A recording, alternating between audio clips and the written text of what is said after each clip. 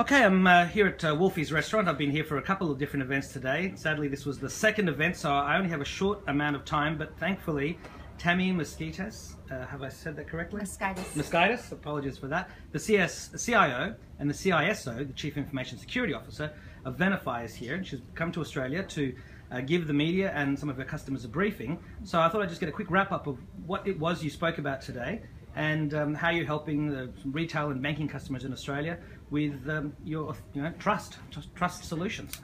Well, Venafi, I've been with them since February, but I've also been a customer of them for several years. I sat on their chief security board for several years prior to joining them. This is the first time, my first job on the vendor side. Yep. So I've had a lot of experience, obviously, on the other side, both in retail, banking, insurance, etc. I heard in the part of the end of the lunch there, you've had wide experience in many different sectors, starting off with network administration, and it's impressive stuff. It's been a long career. It's been a very long career, but I enjoy what I do every day. Venafi is a great company to work for. What do they do in a nutshell? Just for those that don't know. Well, Venafi secures and protects any key, any certificate, anywhere. Yeah. So SSL, SSH, user certificates. It's really about protecting trust. Right. So we have like usernames and passwords, right? Where we know from a compliance base or from any company, right? You want to know who has access to your network, right? And when they leave, you want to make sure that that access is removed. Yeah, right? absolutely. So your AD, your Active Directory account, I give you access to our network. I give you access to what you need. You depart, I take it away. Yeah. The auditors come in, make sure that I granted what I was supposed to, and I removed what I was supposed to. Absolutely. Yeah. But the part that people forget about is the keys and certificates in your environment, which is trusted encrypted traffic. Otherwise, these people could be sort of man-in-the-middle type attacks. Absolutely, absolutely. So when you look at trusted encrypted traffic, right? Your DLP solutions, your other solutions that you're putting in place, don't look at the encrypted traffic. The bad guys know that, right? So what they're doing is they're actually taking that information and they're stealing your encrypted traffic by using SSL. Yeah. Right? And I mean, people just naturally think that's protected. Well, it's protected, of course. I check the box. That's it. I put the certificate on. Yeah, I put the certificate on, I'm good to go, right? But companies notoriously don't know what they have in their environment, right? Just because I put a certificate on and check the box that I did it, it's encrypted because that's my critical information in my company. That's the information I want to protect, right?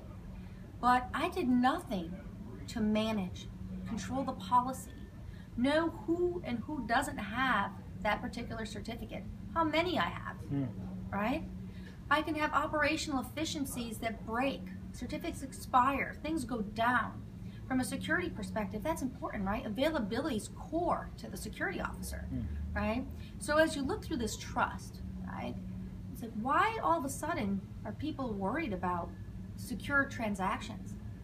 We've been breached, Heartbleed, etc. I mean, I can go on and on and on. Well, there's Target and all these other things we hear about in the States. Right, and some of it's malware-based, some of it's certificate-based, but long story short, they're targeting attacks on trust.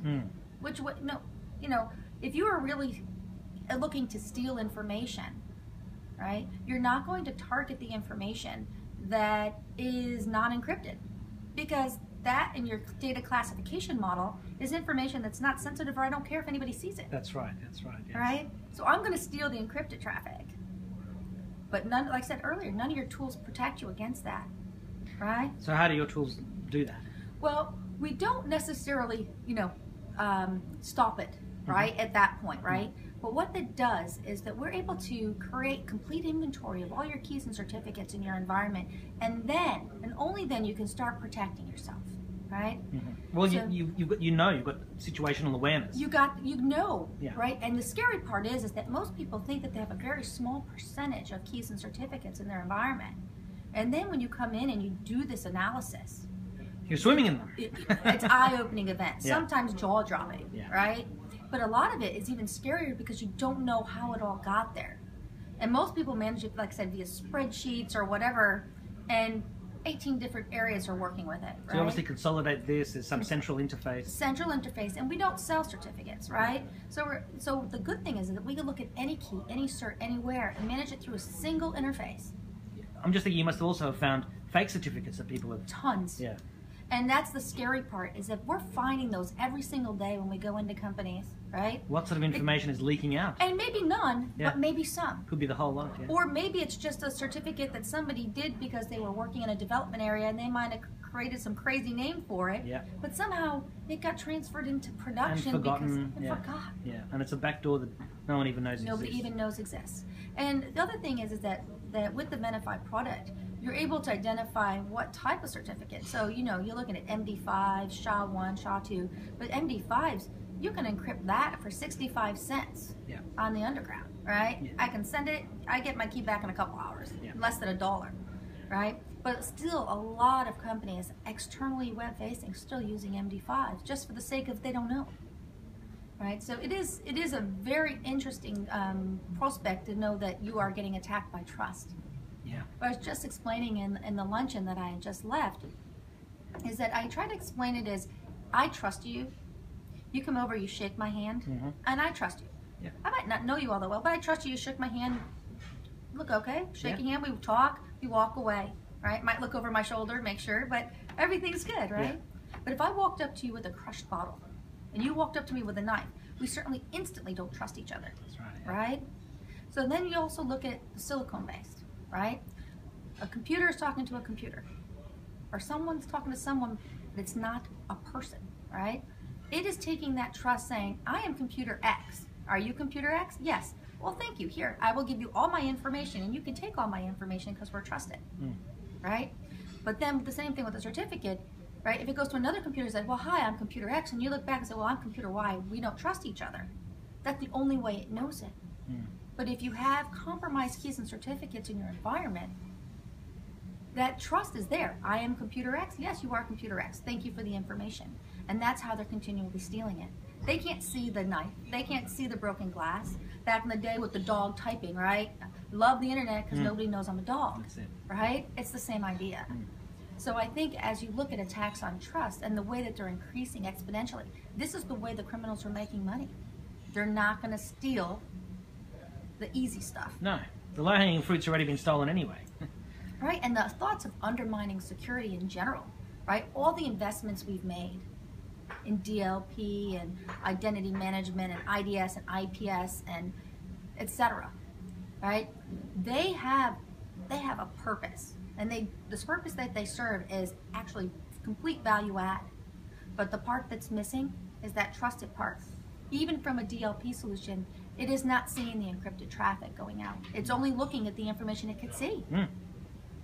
Once again, your data classification model and your organizations are going to focus on the sensitive and critical, or the highly confidential data. Once again, because based off of that data classification, it's looking at the encrypted stuff.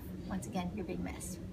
So with the Venafi product, the other piece that really interested me and why I left corporate and really just started telling this message around security and trust, I don't talk about the Venafi product too much when I go to talk to. I've talked to over 150 executives since February, and I find that more and more we just talk. That we just talk about what's top of mind. But more importantly, their understanding attacks on trust is not a nice to have anymore, it's a must have. I must know where all the keys and certificates are.